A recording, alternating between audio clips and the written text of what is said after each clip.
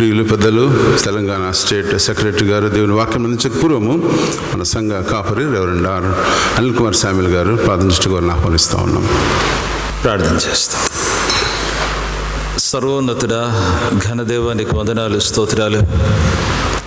ఈ చక్కని ఉదయకాల సమయాన మీ పరిశుద్ధ పాద పద్మముల చెంత చేరి ప్రభు మీ నామాన్ని కీర్తించి ఘనపరిచి మిమ్మల్ని కొనియాడేటువంటి ఈ శ్రేష్టమైన భాగ్యాన్ని మీరు మాకు దయచేశారు.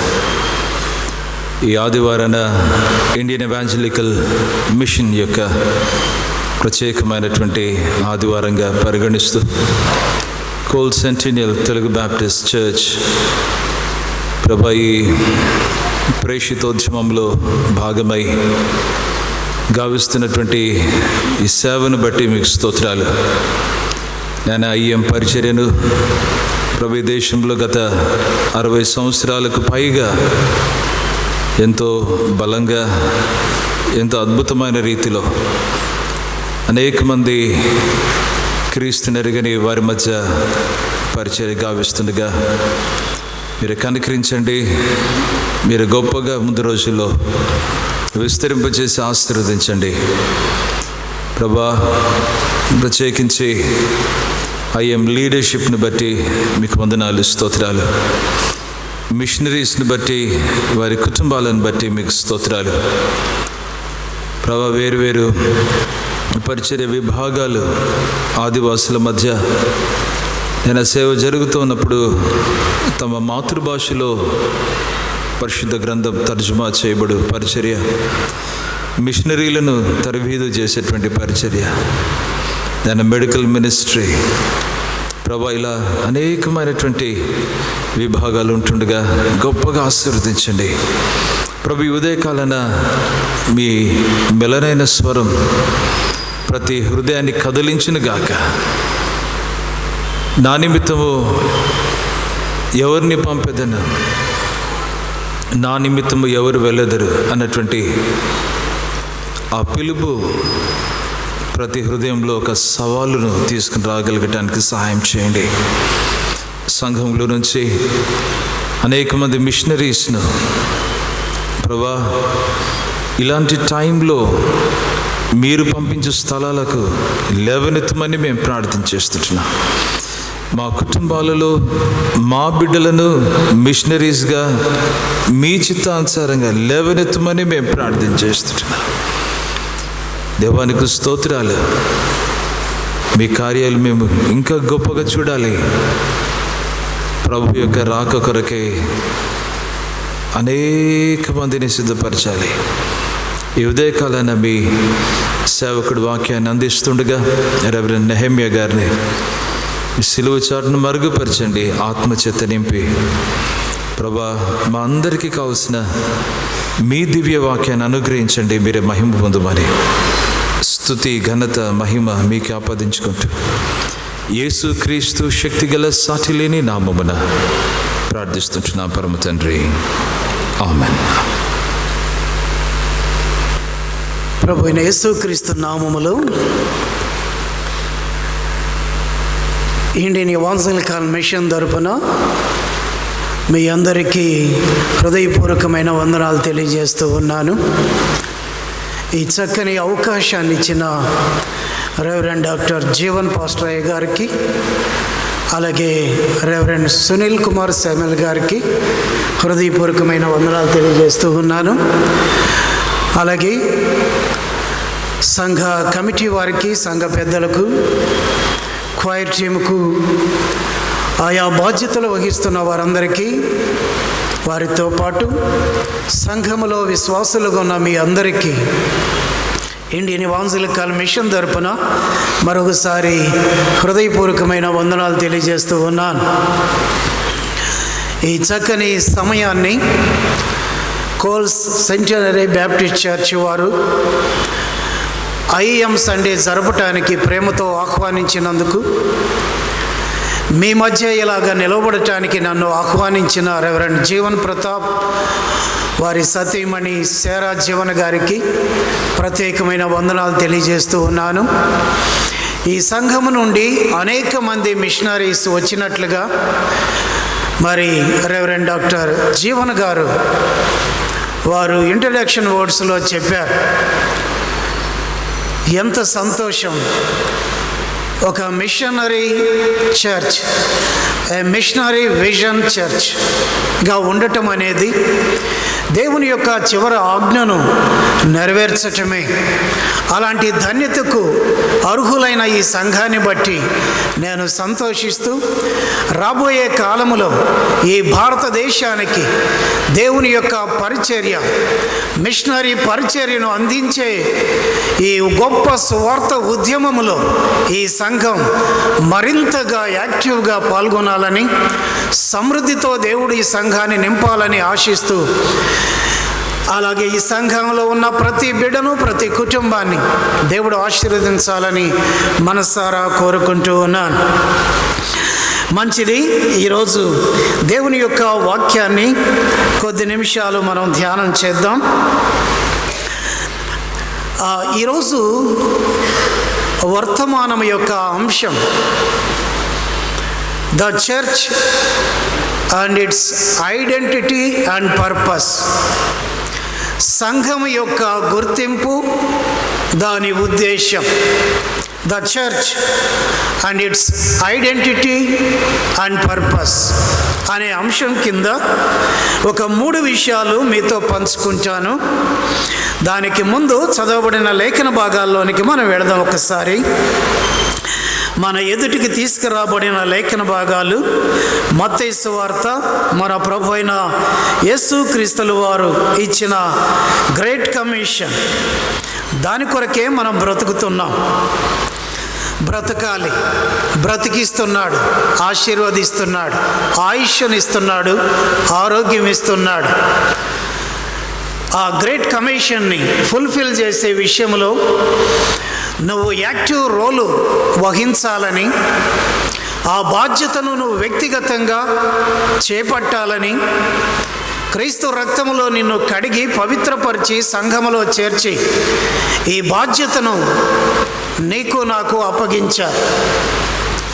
కనుక యేసు ప్రభుల వారు స్వయంగా చెప్పిన గ్రేట్ కమిషన్లో మనమందరం దానిని నెరవేర్చే విషయంలో ఉన్నతమైన రీతిలో మనం పాలిభాగస్థలమై మన భారతదేశపు సరిహద్దుల వరకు ఈ క్రీస్తుని పరిచయం చేద్దాం. ప్రభు రక్షణ పొందని వారు రక్షణలోనికి వచ్చినట్లు ప్రార్థిద్దాం. అలాంటి కృప దేవుడు మనకు దయచేయునుగాక. దేవుని యొక్క వాక్యాన్ని చదువుకుందాం. మత్తయి సువార్త 28వ అధ్యాయం 18, 19, 20 వచనాలు. అయితే యేసు వారి యొద్దకు వచ్చి, పరలోకమందును భూమి మీదను నాకు సర్వాధికారం ఇయ్యబడి ఉన్నది. కాబట్టి మీరు వెళ్ళి సమస్త జనులను శిష్యులనగా చేయుడి.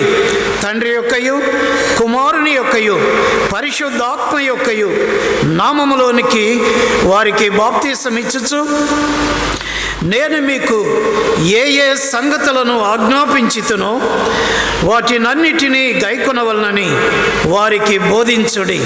ఇదిగో నేను యుగ సమాప్తి వరకు సదాకాలము మీతో కూడా ఉన్నానని వారితో చెప్పాను.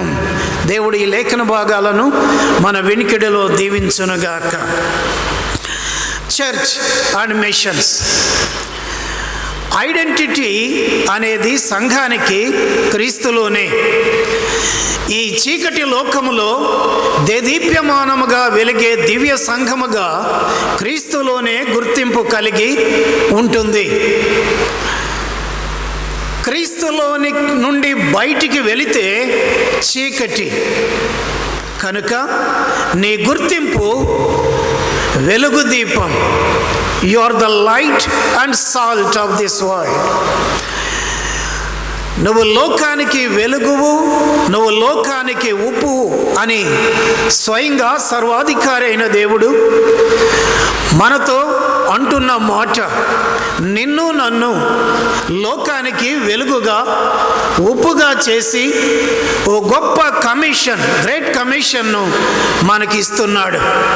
దానికి ముందుగా మిషన్ చర్చ్ అనేదాన్ని మనం చూసుకుంటే, మరి చర్చ్ అనే దానికి మనం ఎక్లీషియా అనే మాట చూస్తాం. గ్రీక్లో ఎక్లీషియా, కాల్డ్ అవుట్ పీపుల్, చీకటి లోకములో నుండి వెలుగు లోకంలోనికి, వెలుగు రాజ్యములోనికి పిలువబడిన బిడ్డలు కూడుకునే స్థలాన్ని, కూడుకోవటం, దానిని చర్చ్, సంఘం అన్నారు. ఎక్లీషియా, చీకటి లోకములో నుండి వెలుగులోనికి పిలువబడిన జనాంగం అని. ఈ సంఘం క్రీస్తు యొక్క యాట్రిబ్యూట్స్ని, క్రీస్తు యొక్క లక్షణాలను ఈ చీకటి లోకములో ప్రదర్శించాలి. దాని కొరకే సంఘాన్ని ఆయన ఎన్నుకున్నాడు. ఆ తరువాత మిషన్స్ అనేది మనం వింటాం. మిషన్ అంటే ఇట్స్ ఏ సెండింగ్ చర్చ్, లేకపోతే షేరింగ్ చర్చ్. ఏం పంచుకుంటుంది అంటే, తండ్రి అయిన దేవుడు తన కుమారుడైన క్రీస్తుని పంపించాడు. కుమారుడైన క్రీస్తు పరిశుద్ధాత్మదేవుణ్ణి పంపించాడు కనుక పంపుట అనేది మిషన్. అది దేవుని యొక్క హృదయాన్ని పంచుకోవటం, పంచుకొని ఆ ప్రకారం చేయటం మిషన్ అన్నారు. అది సంఘములో విడదీయరాని భాగం. అందుకనే టిండేల్ అని ఆయన అన్నాడు, church has to send or church will die అన్నాడు. సంఘము పంపించకపోతే చచ్చిపోతుంది అని అన్నాడు. కనుక మిషన్ అనేది సంఘములో విడదీయరాని భాగం. అలాగైతే మిషన్స్ అంటే ఏంటి అని అంటే, మిషన్స్ అనేది యాక్టివిటీస్. సంఘం సువార్తను ప్రకటిస్తూ యేసు ప్రభువు చెప్పిన అనేకమైన విషయాలు, ప్రేమను పంచుతూ, ఆదరిస్తూ, కౌన్సిల్ చేస్తూ, సంఘ స్థాపన జరిగిస్తూ, అనేక మందిని ఆ కేర్ టేకర్గా ఉంటూ, చీకటి లోకాన్ని వెలిగిస్తూ, ఇలాంటి పనులన్నీ కూడా యాక్టివిటీస్ జరిగించేదాన్ని మిషన్స్ అన్నాం. చర్చ్, ఎక్లీషియా, పిలువబడిన ప్రజలు. Mission, it's a heart of God. Missions, activities, ఈ మూడు కలిపితే మన సంఘం అవుతుంది. కనుక ఆ సంఘము సర్వాధికారి అయిన క్రీస్తుని రిప్రజెంట్ చేస్తుంది. అంటే క్రీస్తులో ఉన్న లక్షణాలన్నీ పుష్కలంగా ఆ సంఘములో కనపడాలి. దాని కొరకే ఆయన నిన్ను నన్ను ఎన్నుకున్నాడు. అందుకని ఈ సంఘం రాబోయే దినాల్లో మరింతగా ఈ మిషనరీ ఉద్యమాన్ని ప్రోత్సహించేదిగా, పాల్గొనేదిగా, యాక్టివిటీస్ జరిగించేదిగా, ఈ భారతదేశాన్ని వెలిగించేదిగా ఉండాలని యేసు ప్రభుల వారు ఈ ఆజ్ఞను ఈ సంఘానికి ఇస్తున్నారు. విశ్వాసులైన మనందరికీ ఇస్తున్నారు. కనుక ఆ సంఘము యొక్క గుర్తింపు, ఉద్దేశం మూడు మాటల్లో it's a vast subject. Church, missions అనేవి చాలా పెద్ద సబ్జెక్ట్స్. అవి ఒక 40 నిమిషాల్లో, గంటలో అయిపోయాయి కాదు. కానీ కొన్ని విషయాలు మాత్రమే మీతో చెప్పి నా ప్రసంగాన్ని ముగిస్తాను. దేవుడిచ్చిన ఈ ప్రసంగాన్ని ముగిస్తాను. చర్చ్, సంఘము, దాని యొక్క గుర్తింపు, ఉద్దేశం ఏంటి అని అంటే 3 విషయాలు. సంఘం ఖచ్చితంగా కలిగి ఉండవలసిన 3 లక్షణాలు. The vision of the church, visionary church అంటాం. The vision of the church, visionary church. దర్శనముతో ముందుకు సాగే సంఘం అయి ఉండాలి. అది మొదటి మాట. రెండవది the mission of the church, missionary church. హృదయాన్ని, దేవుని యొక్క హృదయాన్ని పంచుకునే సంఘం, మిషనరీ చర్చ్. మూడవది the submission of the church, submissive church. Submissive church ప్రతి పరిస్థితుల్లో విధేయత చూపగలిగిన సంఘం. ఈ 3 లక్షణాలు ఏ సంఘానికైనా, క్రీస్తు రక్తములో కడగబడి పిలువబడి ఏర్పరచబడిన ఏ సంఘానికైనా ఉండవలసిన అద్భుతమైన లక్షణాలు ఈ 3. విజనరీ చర్చ్, దర్శనముతో కొనసాగే సంఘం. మిషనరీ చర్చ్, దేవుని హృదయాన్ని పంచుకునే సంఘం. సబ్మిసివ్ చర్చ్, ఏ పరిస్థితుల్లోనైనా దేవునికి విధేయత చూపే సంఘం. అందుకని మొదటి మాట the vision of the church, visionary church గురించి మనం చూద్దాం. అందులో ఒక 3 మాటలు. ఎందుకు విజనరీ చర్చిగా ఈ కోల్స్ సెంటీనియల్ బ్యాప్టిస్ట్ చర్చ్ ఉండాలి అని అంటే, దేవుడే తన యొక్క వాక్యము ద్వారా చెబుతున్న మాటలు. The vision of the church to reflect the glory of Christ. 2 కొరింథీ 3:18 మనం చూస్తాం. దేవుని యొక్క మహిమను ప్రత్యక్షపరిచే సంఘముగా ఉండాలి అనేది. రెండవది క్రైస్ట్ సెంటర్డ్ విజన్, క్రీస్తు కేంద్రీకృతం కలిగి నా దర్శనం కలిగి ఉండే సంఘం. మూడవది విజన్ టు మీట్ క్రైస్ట్, రాబోయే క్రీస్తును ఎదుర్కోవటానికి అర్హమైన ప్రాధాన్యత కలిగిన సంఘముగా ఉండాలి అనేది విజనరీ చర్చికి ఉండే 3 లక్షణాలు. The reflect the glory of Christ, Christ centred vision and vision to meet Christ. ఈ 3 లక్షణాలు విజనరీ చర్చికి ఉంటుంది. దర్శనము కలిగిన ఏ సంఘానికైనా దేవుని యొక్క మహిమను ప్రత్యక్షపరిచే లక్షణాలు ఈ సంఘములో ఉండాలి. ఏంటండి దేవుని గ్లోరీ ఆఫ్ గాడ్ అంటే ఏమనుకుంటాం? దేవుని మహిమ అంటే ఏంటి? నిర్గమకాండంలో 33లో 34లో మోషే అడుగుతాడు, అయ్యా నీ మహిమను చూడాలి, నిన్ను చూడాలి అని అంటే దేవుడు ఆయన్ని బండచాటున పెట్టి తన మహిమను చూపిస్తాడు. అప్పుడు మోషేకి ఏం కనపడుతుంది? ఆయన ఎంత దయాళుడో, ఆయన ఎంత కృప కలిగిన వాడో, ఎంత ప్రేమ కలిగిన వాడో, ఆయన ఎంత జాలి కలిగిన వాడో, ఆయన లక్షణాలన్నీ కూడా అర్థమవుతాయి. కనుక మహిమ అంటే ఏంటి? గ్లోరీ అంటే ఏంటి? ఆయన లక్షణాలలో జీవించటం, ఆయన లక్షణాలలో జీవించటం, ఆదరణ, ప్రేమ, ఆయన లక్షణాలను కనపరచటం అనేది ఆయన్ని మహిమపరచుట. ఆయన గుణ లక్షణాలను, ఆయన గుణగణాలను కలిగి ఉండుట దేవుణ్ణి మహిమపరచుట అని అర్థం. ఈ రోజున ప్రశ్న ఏంటంటే, దేవుని యొక్క లక్షణాలను పుణికిపుచ్చుకున్నావు, ఒకనాడు క్రీస్తు రక్తములో కడగబడ్డావు, దేవుని యొక్క దర్శనాన్ని పొందుకున్నావు. ఈ రోజున క్రీస్తు రక్తంలో కడగబడి ఆయన హృదయ భారాన్ని పంచుకున్న నువ్వు నేను ఆయన దర్శనములో ఆయన్ని మహిమ కొరకు, ఆయన్ని మహిమపరచుట కొరకు కొనసాగుతున్నామా లేదా అనేది ప్రశ్న. ఆయన మహిమకరమైన లక్షణాలు నీ జీవితంలో అడుగడుగునా స్పందిస్తున్నావా? అగపడుతున్నాయా? ప్రత్యక్షపరుస్తున్నావా? నీ జీవితం ద్వారా ఆయన్ని ప్రత్యక్షపరుస్తున్నావా? అందుకొరకే నిన్ను దర్శనము కలిగిన వ్యక్తిగా చేశాడు. ఆయన మహిమను అలాగ నీ ద్వారా మహిమపరుచుకుంటాడు. చీకటి లోకానికి ఈ అద్భుతమైన లక్షణాలు నీ ద్వారా, మన సంఘం ద్వారా అందితే అంతకంటే భాగ్యం ఈ లోకానికి ఏముంది? ప్రేమ లేక కుటుంబాలు చచ్చిపోతున్నాయి.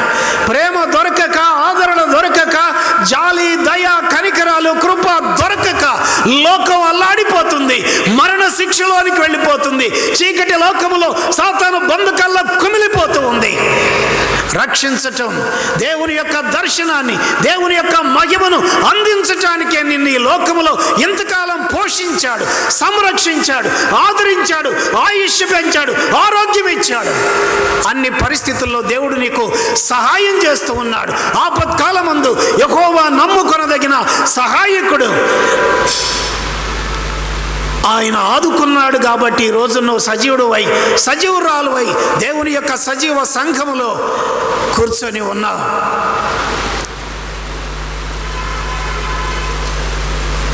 ఈరోజు దేవుని యొక్క ఆదివారం మనం ఎందుకు వస్తామండి? యేసు ప్రభుల వారు ఈ మాటలు ఎందుకు చెప్పాడు? ఆచరిస్తారని, అనుసరిస్తారని. నా సంఘం, నా రక్తంలో కడగబడిన నా సంఘం నా కొరకు నిలబడుతుంది, నా వెలుగును అందిస్తుంది, నా ప్రేమను అందిస్తుంది, నా ఆదరణ, జాలి, దీర్ఘశాంతాన్ని ఈ లోకానికి అందిస్తుంది అని కదా నిన్ను ఎన్నుకున్నాడు. దేవుని మహిమ కొరకు నువ్వు జీవించాలని, దేవుని లక్షణాలతో నువ్వు బ్రతకాలని దేవుడు నిన్ను ఎన్నుకున్నాడు. 2 తిమోతి 3:10 ఏమంటాడు? ఆ సంఘం సత్యానికి స్తంభం, సత్యానికి స్తంభము లాంటి సంఘం ఈ కోల్ సెంటినల్ బ్యాప్టిస్ట్ చర్చ్. ఎక్కడ సత్యమనగా ఏమిటి అన్నాడు ఆయన. పిలాతు చెప్పేలోపు పక్కకి వెళ్ళిపోయాడు. అద్భుతమైన సత్య సందేశాన్ని మిస్ అయిపోయాడు. కానీ వాక్యాన్ని మనం కూలంకుషంగా పరిశీలన చేస్తే సత్యం అంటే ఏంటో మనకు అర్థమవుతుంది. చాలా సందర్భాల్లో యేసు ప్రభు నేనే మార్గాన్ని, నేనే సత్యాన్ని అన్నప్పుడు ఆ సత్యం ఏంటి, సత్యం అంటే ఏంటి అని పిలాతు అడిగినప్పుడు ఆన్సర్ వినకుండానే వెళ్ళిపోయాడు. కానీ నువ్వు జాగ్రత్తగా వాక్యాన్ని పరిశీలన చేసి ధ్యానం చేస్తే సత్యం అంటే ఏంటో ఇంకా కొన్ని మాటల్లో మీకు యేసు పరిశుద్ధాత్మదేవుడు వివరిస్తాడు. విజనరీ చర్చ్ ఎందుకు అని అంటే ఆయన మహిమ కొరకు. రెండవది, విజనరీ చర్చిలో ఏముంటుందంటే క్రీస్తు కేంద్రీకృతంగా వారి దర్శనానికి, వారి ఆదర్శానికి క్రీస్తే కేంద్రీకృతమై ఉంటాడు.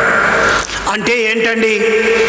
క్రీస్తు కేంద్రీకృత కుటుంబం, సంఘం, వ్యక్తి అని అంటే ఏంటి అని అంటే యేసు ప్రభువులో ఉన్న ఆ పవిత్రతను, ఆ ప్రేమను, ఆ ఐక్యతను, ఏకభావాన్ని, ఏకత్వాన్ని, జాలిని మనం కలిగి ఉండటం అనేది క్రీస్తు కేంద్రీకృత దర్శనం అంటాం. అది ఎఫెసీ పత్రిక 5వ అధ్యాయంలో 27వ వచనంలో మనం చూస్తాం. సంఘాన్ని ఆయన ఎందుకు ఎన్నుకున్నాడు? అది కళంకమైనను, మచ్చైనను, డాగైనను ఎలాంటిది ఏది కూడా లేకుండా ఉండాలని. ఇది కదా విజనరీ చర్చ్. ఈ సంఘములో పవిత్రత. అందుకనే 1 పేతురు 1వ అధ్యాయం 13, 14, 15 వచనాల్లో అంటాడు, నేను పరిశుద్ధుడని, మీరు పరిశుద్ధులై ఉండాలి అనేది నా ఆశ. ఈ దర్శనం అందుకొరకే, ఈ సంఘం దాని కొరకే. పరిశుద్ధతకు చిరునామాగా ఈ సంఘం ఉండాలి, పవిత్రతకు చిరునామాగా ఈ సంఘం ఉండాలి, సత్యానికి స్తంభముగా ఈ సంఘం ఉండాలి. అందుకోసమే నిన్ను ఎన్నుకున్నాడు, అందుకోసమే ఈ సంఘంలో నిన్ను నన్ను సభ్యులుగా చేశాడు.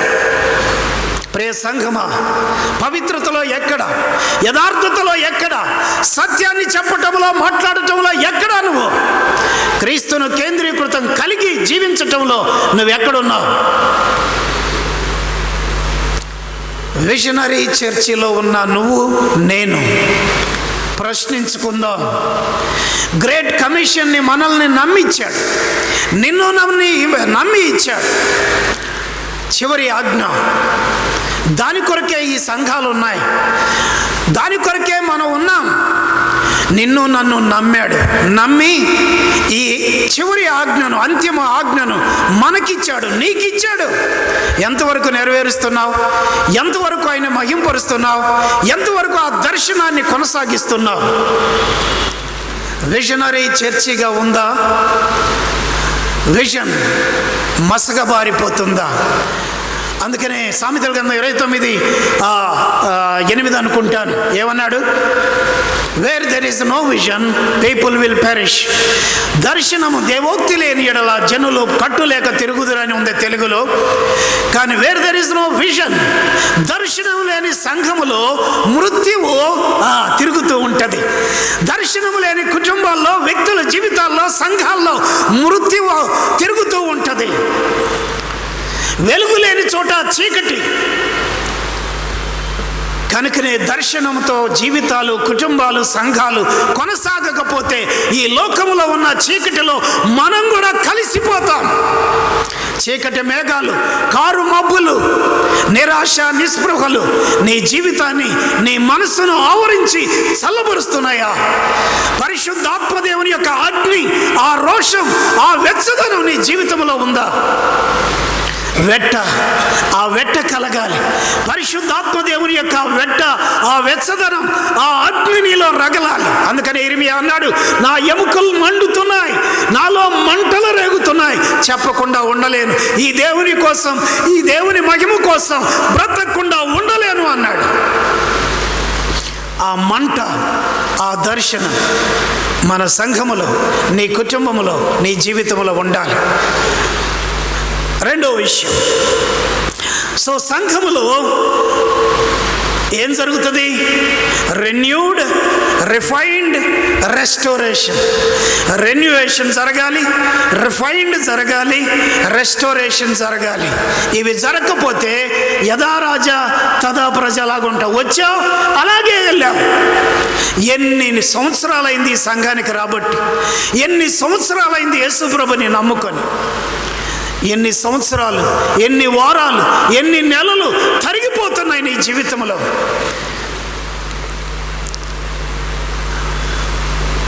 ఆదికాండం 6వ అధ్యాయానికి వెళ్తే ఆయుష్ తరిగిపోయింది. ఎంత వచ్చింది? 6వ అధ్యాయంలో వండర్ఫుల్ 120 సంవత్సరాలు చేశాడు. 969, 930, 120కి దిగిపోయింది. 90వ కీర్తనకు వచ్చినప్పుడు అమ్మా 70, అధిక బలం ఉంటే 80, ఆ తర్వాత 37, 38, 39, 40 కీర్తన గ్రంథం చదువుకుంటూ వెళితే ఎక్కడికి వచ్చింది ఆయుష్? మోరుడికి వచ్చింది. మోరుడు పోయి జాన అయింది, జాన పోయి బెత్తిడయింది, బెత్తిడి పోయి నీడయింది, నీడ పోయి నీటి మీద బుడగయింది, ఆ బుడగ పోయి లేనట్లే అయ్యింది. అంటే ఇప్పుడే నాతో టీ తాగాడు, ఇంటికి పోయేలాగా చచ్చిపోయాడా? అరే, ఇప్పుడే చాలా విషయాలు పక్కన కూర్చొని టీ తాగాం, హోటల్లో చాలా విషయాలు మాట్లాడుకున్నాం, సంఘాన్ని గురించి, మన బ్యాప్టిస్ట్ చర్చి గురించి చాలా విషయాలు మాట్లాడాం. ఇప్పుడే మేమిద్దరం ఇంటికి వెళ్ళాం, ఆయన అటు వెళ్ళాడు, నేను ఇటు వెళ్ళాను, అప్పుడే చచ్చిపోయాడా? అలాగైపోయింది. ఇలాంటి ఆయుష్తో కాలు ఎగరేయటానికి నీకు నాకేమన్నా ఉందా? ఆయుష్ను పెంచి, ఆరోగ్యం ఇచ్చి, అవసరాలు తీర్చి ఆదుకుంటున్న ఆ దేవుని యొక్క మాట వినకపోతే నీ బ్రతుకు, నా బ్రతుకు ఎందుకు? దేనికోసం? దేనికోసం? నా కొడుక్కి ఒక ఇల్లు, ఒక అపార్ట్మెంటు, వాడికి పుట్టబోయే కొడుక్కి ఒక అపార్ట్మెంటు, వాడికి పుట్టకపోయే కొడుక్కి ఒక అపార్ట్మెంట్లు కొంటున్నావా? ఇంకా పుట్ల ఫ్యూచర్ ప్లాన్. మనవడు, వాడికి పుట్టే ముని మనవడు, వాళ్ళకి పుట్టిపోయే మనవాళ్ళకి సంపాదించి పెడతా, ఆ తర్వాత తాతని గుర్తు చేసుకోవాలి. ఇదా? దీనికోసమని బ్రతుకు? యేసయ్య నిన్ను నమ్మి కదా ఈ ఆజ్ఞ ఇచ్చాడు. సర్వలోకానికి వెళ్ళి సర్వ సృష్టికి సువార్తను ప్రకటించమన్నాడు. రెండో విషయానికి వస్తాను. The mission of the church, missionary church. Mission of the church ఏంటండి? దేవుని హృదయాన్ని పంచుకోవటం. అందుకనే వరల్డ్ విజన్ని స్థాపించిన బాబ్ పీర్స్ గారి హృదయం ఇలాగ స్పందించింది గ్రేట్ కమిషన్కి. దేవుని హృదయాన్ని ఏదైతే బద్దలు చేస్తుందో అది నా హృదయాన్ని కూడా బద్దలు చేయాలి. దేవుని హృదయం దేని కొరకు స్పందిస్తుందో నా హృదయం దాని కొరకు స్పందించాలి అని వరల్డ్ విజన్ని ఎస్టాబ్లిష్ చేశారు బాబ్ పీర్స్ గారు. విలియం బూత్, సాల్వేషన్ ఆర్మీ, ఆయన అన్నాడు, నేను నిత్యము ఈ లోకముతో ఫైట్ చేస్తాను అన్నాడు. బ్రతుకుట క్రీస్తే, చావు అయితే లాభం అని పౌలు అన్నాడు. అది మిషన్, అది సవాల్. నీ జీవితంలో సర్వలోకానికి వెళ్ళండి. ఈ కాన్సెప్ట్ ఎప్పుడు కూడా సంఘం మిస్ అవ్వకూడదు. మనం దాదాపుగా ఒక 50-100 కిలోమీటర్ల ఆ రేంజ్లో స్వార్థ చెప్తాం, అయిపోలా. బూదిగంతాల వరకు సంఘం, లోకల్ సంఘమైన యూనివర్సల్ సంఘమైన కాన్సెప్ట్ ఈస్ ద సేమ్. బూదిగంతాల వరకు ఈ బ్యాప్టిస్ట్ చర్చి ఫోకస్ చేయాల్సిందే. మరి ఎలా? అందుకనే మిషనరీస్ ఆర్గనైజేషన్తో చేయి కలిపి మీరు వెళ్ళండి, మేము ప్రార్థిస్తాం, మేము పంపిస్తాం, మేము సపోర్ట్ చేస్తాం అని మన సంఘం నిలబడుతుంది. అప్పుడు ఇక్కడేమో నువ్వు, అక్కడేమో సరిహద్దుల్లో మిషనరీస్ కలిస్తే సంఘం పరిపూర్ణంగా గ్రేట్ కమిషన్ని నెరవేరుస్తూ ఉంటుంది. మెస్సియానిక్ మిషన్, మిషనరీ చర్చిలో 3 భాగాలు. ఒకటి మెస్సియానిక్ మిషన్, రెండవది ఫుల్ఫిల్లింగ్ గ్రేట్ కమిషన్, మూడవది praying church, supporting church, sending church. ఈ 3 కలిపితే మిషనరీ చర్చ్ అంటాం. ఏమంటాం? Praying church, supporting church and sending church. ప్రార్థించే సంఘం, వెళ్ళే సంఘం, పంపించే సంఘం, పోషించే సంఘం. ప్రార్థిస్తున్నావా? ఎంతకాలమైంది రాత్రంతా ప్రార్థన చేసి? ఎంతకాలమైంది దేవుని పాదాల దగ్గర కన్నీరు కార్చి ఒక ఆత్మను రక్షించయ్యా అని అడిగి? జాన్ జీ పేటన్ అన్నాడు ఇలాగా. ఆయన మన నరమాంస భక్షకుల మధ్య పనిచేశాడు. ఆయన అన్నాడు, దేవుని పిలుపును నెరవేర్చకుండా నేను బ్రతకడం కంటే మరణించడం నాకు మేలు. మళ్ళొకసారి, నరమాంస భక్షకుల మధ్య పరిచర్య చేసిన జాన్ జీ పేటన్ గారు ఇలా అన్నారు, దేవుని పిలుపును నెరవేర్చకుండా నేను బ్రతకడం కంటే మరణించడం నాకు మేలు. మరొక అర్థంలో చెప్పాలంటే, గ్రేట్ కమిషన్ను నేను నెరవేర్చకపోతే నేను బ్రతకటం వేస్ట్. నా బ్రతుకుకి అర్థం ఇచ్చేది గ్రేట్ కమిషన్. కనుక మెస్సియానిక్ మిషన్, మత్తయి సువార్త 11:2-6 ఆ యేసు ప్రభువుల వారు చేసిన పనులన్నీ కూడా అక్కడ ఉంటాయి. ఇట్స్ ఎ మెస్సియానిక్ చాప్టర్ అన్నారు. యెషయా గ్రంథం 42:6-8 కూడా మెస్సియానిక్ మిషన్ ఉంటుంది అక్కడ. అంటే ఆయన గుడ్డివారు బాగవటం, అనారోగ్యంతో వారు స్వస్థపరచబడటం, సువార్త ప్రకటించటం, బంధకాల్లో ఉన్న వారికి విడుదల జరగటం, ఇవన్నీ కూడా అక్కడ ఉంటాయి. అవన్నీ కూడా మెస్సియానిక్ మిషన్ అంటారు. ఉన్నాయా? అవన్నీ కూడా ఆ పనులన్నీ జరుగుతున్నాయా? Messianic mission, fulfilling great commission, praying church, supporting church, sending church. ఈ లక్షణాలను కలిగి ఉంటే దాన్ని మిషనరీ చర్చ్ అన్నాం. రోమాపత్రిక 10:14-15 ఒక సవాల్ రోమా సంఘానికి పౌలేస్తున్నాడు. ప్రకటించు వారు లేకుండా వారు ఎట్లు వింటారు? ప్రకటించు వారు పంపబడని ఎడల వారు ఎట్లు ప్రకటిస్తారు? ద యూనివర్సల్ చర్చ్ బాధ్యతను వహించకపోతే, ఈ మిషనరీ పరిచర్య చేయకపోతే ఇంకెవరు చేస్తారండి? నువ్వు నేను కాకపోతే 100 సంవత్సరాల క్రితం ఏర్పడిన ఇలాంటి అద్భుతమైన సంఘం ఈ మిషన్ పరిచర్యలో పాల్గొనకపోతే, చేయకపోతే గ్రేట్ కమిషన్ ఇంకెవరు చేస్తారు? నువ్వు చేయకపోతే ఇంకెవరు చేస్తారు? ఇప్పుడు కాకపోతే మరెప్పుడు? ఇలాంటి పరిచర్య భారతదేశంలో విస్తారంగా ఉంది. కొన్ని 100 కొలది జాతులు ఇంకా యేసు అనే మాట వినకుండా చచ్చిపోతూ ఉన్నారమ్మా, చచ్చిపోతూ ఉన్నారు. నా భారతదేశం, భారతీయులందరూ నా సహోదరులు అంటున్నారే, వారి కోసం క్రీస్తుని ఏ విధంగా పరిచయం చేస్తున్నావు? నీ సహోదరులు యేసుక్రీస్తు లేకుండా చచ్చిపోయి నాశనానికి వెళ్తుంటే చింత చీకు లేకుండా బ్రతికితే ఎలాగా అన్నం తినగలవు? ఎలాగా నీళ్లు తాగగలవు?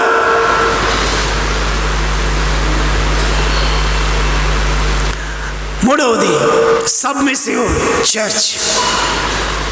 Submission in unity, submission to God's calling, submission to be fruitful, faithful and spirit filled. విధేయత ఎందుకు అని అంటే ఐక్యతను తీసుకొచ్చి ఐక్యత ద్వారా దేవునికి మేము ఐక్యంగా ఉన్నాం, ఇదిగో నీ కార్యాలు జరిగించు అని ఆయన్ని అడగటానికి. సహోదరుల ఐక్యత కలిగి ఉండట ఎంత మేలు, ఎంత మనోహరం. అది అహరోను గడ్డంపై జారి. ఎక్కడ ఒక్కసారి ఆ మాట నేను చదువుతాను. 139వ కీర్తన.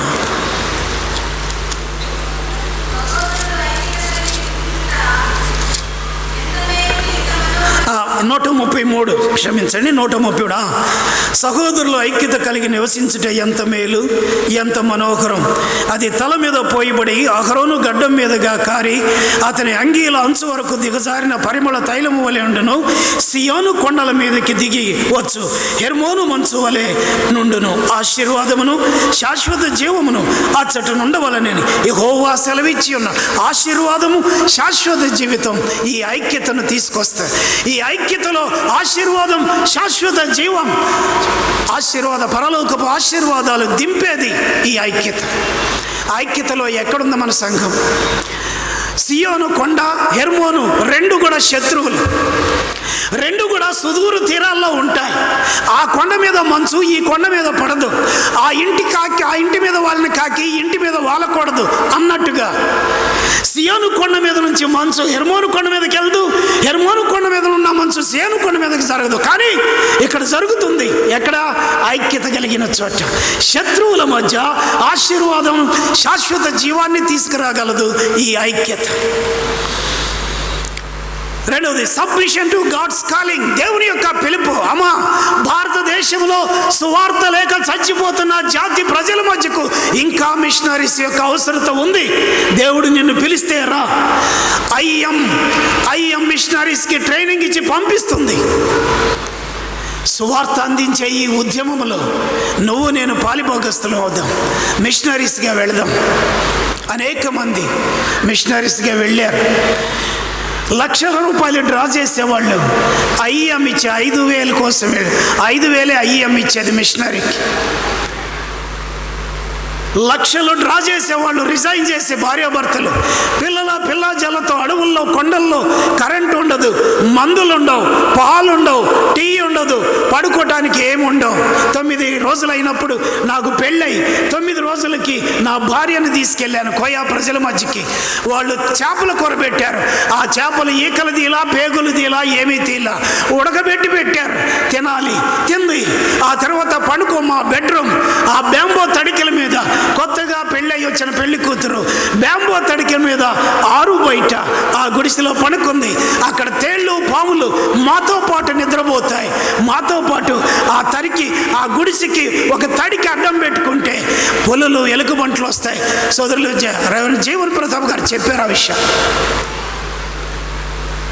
నీకు మలేరియా వచ్చి, టైఫాయిడ్ వచ్చి ఆ గుడిసెలో అనుకుంటే నీ స్నేహితులందరూ పాములు, తేళ్లే. బయట నుంచి వచ్చేది ఎలుగుబంట్లు, నక్కలే.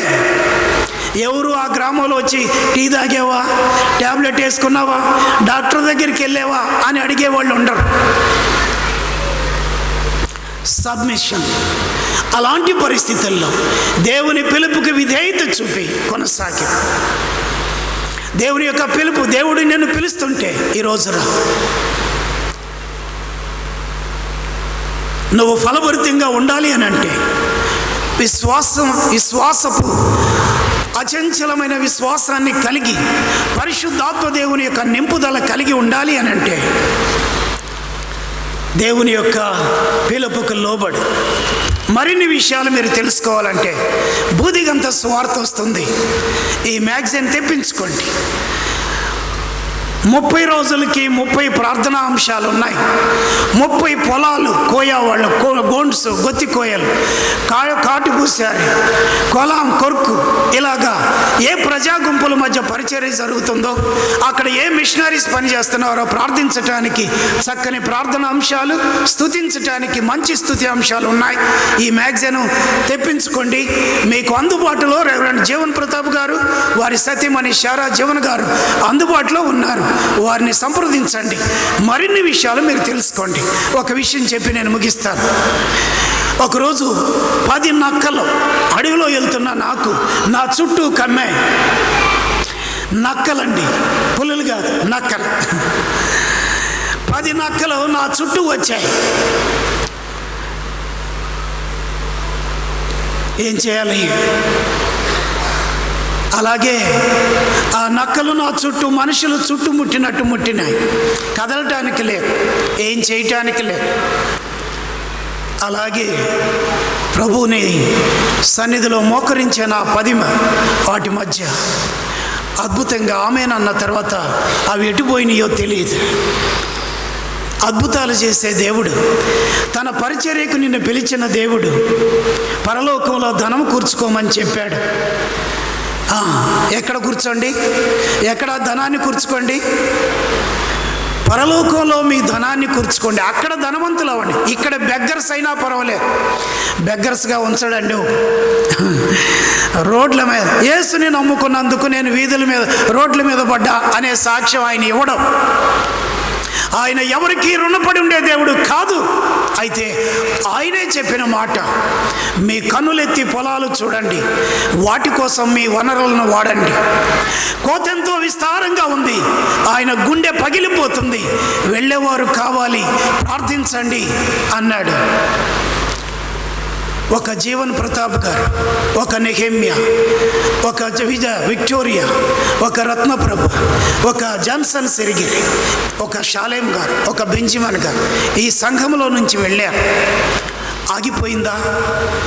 దర్శనం ఆగిపోయింది అంతటితో? కొనసాగాలనే కదా, ఆయన రాకడ వరకు కొనసాగాలనే.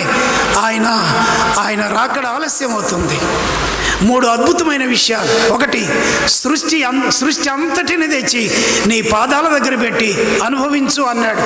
అది ఎవరు కూడా ఈ లోకంలో నీకు ఇవ్వలేరు. రెండవది, కల్వరి శిలువలో భూమి ఆకాశాల మధ్య నీ పాపాలు క్షమించటానికి దేవుడు మానవుడై వచ్చి భూమి ఆకాశాల మధ్య శాపగ్రస్తమైన శిలువలో చనిపోయే రక్తం కార్చాడు.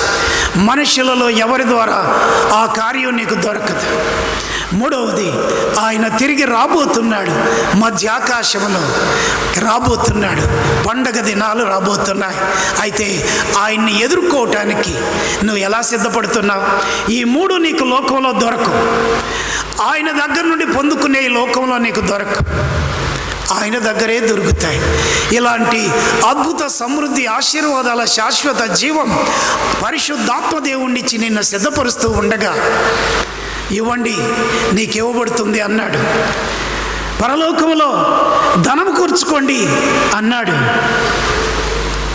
ఈ మాటలకి నీ ప్రతిస్పందన విధేయతతో కూడి ఆయన మహిమ కొరకు, ప్రభువా నేనున్నాను, నన్ను వాడుకో, నా వనరులు, నా టైం, నా టాలెంట్స్, నా ట్రెజర్స్ అన్నీ నువ్వు ఇచ్చినయే, నీ కొరకే వాడుతా, నీ మహిమ కొరకే జీవిస్తా, నీ కృపలో నన్ను జ్ఞాపకం చేసుకో, నేను ఈ లోకానికి వెలుగుగా ఊపుగా నన్ను ఉంచు, ఆత్మ నింపుదల నాకు దయచేసి నడిపించు అని నువ్వు అడిగితే దేవుడు అద్భుతంగా నిన్ను, నన్ను, మన సంఘాలను, కుటుంబాలను ఆశీర్వదించి వాడుకుంటాడు.